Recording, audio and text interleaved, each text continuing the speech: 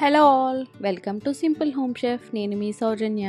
ఇవాల్టి మన special palak rice. పాలకూర తినడం వల్ల మనకి చాలా హెల్త్ బెనిఫిట్స్ ఉన్నాయి.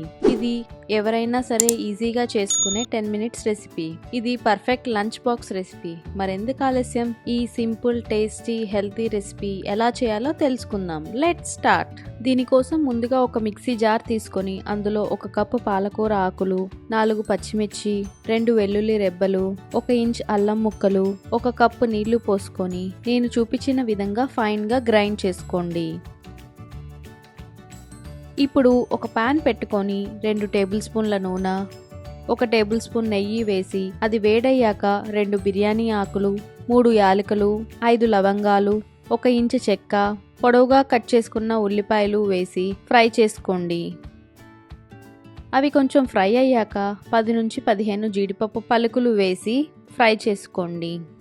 తరువాత మనం ఫైన్గా గ్రైండ్ చేసుకున్న పాలక్ ప్యూరీని వేసి 1 టేబుల్ స్పూన్ ఉప్పు, 1/2 టేబుల్ స్పూన్ కారం, 1/2 టేబుల్ స్పూన్ పసుపు వేసి ఒకసారి కలుపుకొని మూత పెట్టి పాలకూర పచ్చివాసన పోయేంత వరకు ఉడికించుకోండి. నాకు ఇక్కడ 5 నిమిషాల్లో పచ్చివాసన పోయింది. ఇప్పుడు మూత తీసి ఒకసారి కలుపుకొని 1/2 టేబుల్ స్పూన్ గరం మసాలా వేసి ఒకసారి కలుపుకొని మనం పొడిలా ఉడికించుకున్న 1 కప్ బాస్మతి రైస్ని వేసుకొని ఒకసారి కలుపుకోండి.